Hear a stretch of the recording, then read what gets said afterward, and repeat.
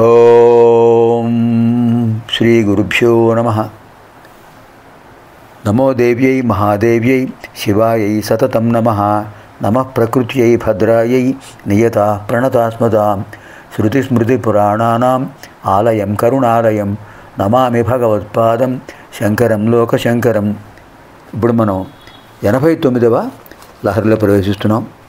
ముందుగా రాజరాజేశ్వరి అష్టకంలో 7వ శ్లోకం. అంబా శాశ్వతి చాగమాది వినుత ఆర్యా మహాదేవత యా బ్రహ్మాది పిపీలిగాంత జనని యా వై జగన్మోహిని యా పంచ ప్రణవాదిరేఫ జనని యా చిత్కళా మాలిని చిద్రూప పరదేవత భగవతి శ్రీరాజరాజేశ్వరి. అద్భుతమైన వర్ణన ఉంది ఈ శ్లోకంలో. అంబా శాశ్వతి ఆగమాది వినుత ఆర్య మహాదేవత యా బ్రహ్మాది పిపీలికాంత జనని యా వై జగన్మోహిని యా పంచ ప్రణవాదిరేఫ జనని యా చిత్కళామాలిని చిద్రూప పరదేవత భగవతి శ్రీరాజరాజేశ్వరి. అంబా అమ్మవారు శాశ్వతి, శాశ్వత స్వరూపిణి. ఆగమాది వినుత శాస్త్రములు వేదములు అందరి చేత స్తోత్రం చేయబడుతున్నారు. ఆగమం అంటే శాస్త్రం, నిగమ అంటే వేదం. ఆర్య పూజ్యురాలు, మహాదేవత దేవతలకు అధిదేవత. బ్రహ్మయా బ్రహ్మాది పిపీలికాంత జనని, పిపీలికాది బ్రహ్మపర్యంతం. పిపీలిక అంటే సూక్ష్మజీవి, చీమ. అక్కడి నుంచి బ్రహ్మ వరకు అందరూ ఆయుర్దాయం కలిగిన వాళ్ళే. బ్రహ్మకు కూడా ఆయుర్దాయం ఉంది. అంటే పిపీలికాది బ్రహ్మపర్యంతం అందరికీ అమ్మవారు జనని. యాభై జగన్మోహిని, జగత్తును మోహింపజేస్తుంటారు. పంచ ప్రణవాది రేఫ జనని. పంచప్రణవములంటే అద్భుతమైన పంచభూతాలు.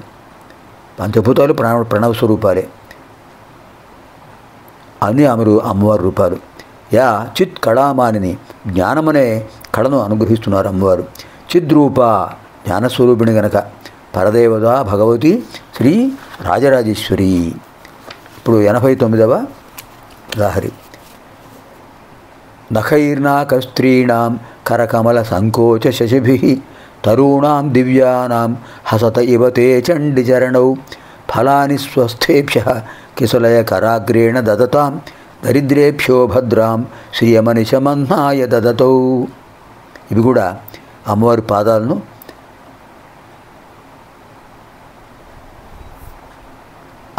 వర్ణించిన శ్లోకం ఇది కూడా. నఖైర్నాకస్త్రీణాం కరకమల సంకోచ శశిభిః తరూణాం దివ్యానాం హసత ఇవ తే చండిచరణౌ ఫలాని స్వస్థేభ్యః కిశలయ కరాగ్రేణ దదతాం దరిద్రేభ్యో భద్రాం శ్రియమనిశమన్నాయ దదతౌ. చండి, ఓ జగన్మాత, దరిద్రేభ్యః పేదల కోసం, దరిద్రుల కోసం, భద్రాం శుభకరమైనటువంటి శ్రియం ఆ శోభను అంటే లక్ష్మిని, సంపదను, అనిశం ఎల్లప్పుడూ ఆహ్నాయ వేగంగా దదతౌ ఇస్తున్నటువంటి తే చరణవు నీ పాదాలు నాకస్త్రీణాం దేవకన్యల యొక్క కరకమల సంకోచ శశిభిః చేతులనే పద్మాలను ముకుళింప చేయడంలో చంద్రుడిలా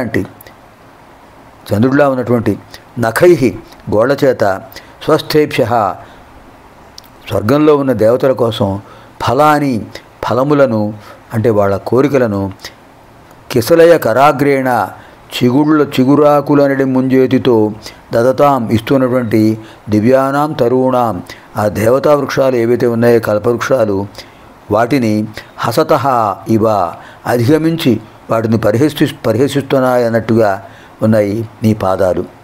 కల్పవృక్షాలు కొంతవరకే అనుగ్రహిస్తాయి దేవతలను, కానీ అమ్మవారి పాదాలు వాళ్ళకి ఏది కావాలంటే అది ఇస్తాయి. అంచేత కల్పవృక్షాలను మించినటువంటి శక్తి కలిగినవి అమ్మవారి పాదాలు. ఓ జగన్మాత, పేదలకు శుభకరమైన సంపదను ఇచ్చేటటువంటి పాదాలు నీవి. దేవతాస్త్రీల యొక్క పద్మబుల వంటి చేతుల చేత సేవించబడుతున్నాయి, కానీ నీ పాదాలకు ఉన్నటువంటి గోళ్ళు అవి చంద్రుడి కాంతిని అధిగమించి దేవతల కోసం ఇస్తున్నటువంటి దేవతా వృక్షాల యొక్క శోభను అధిగమించి ఉన్నాయా అన్నట్టుగా ఉన్నాయి. అని అద్భుతమైన భావన చెప్పారు. ఇది ఉత్ప్రేక్ష అలంకారం.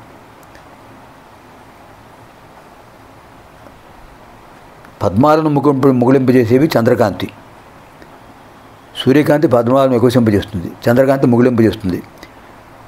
కానీ దేవతల కోసం ఆ పద్మాలు వికసించినట్టుగా అనిపిస్తున్నాయి పాదపద్మాలు అని చెప్పారు.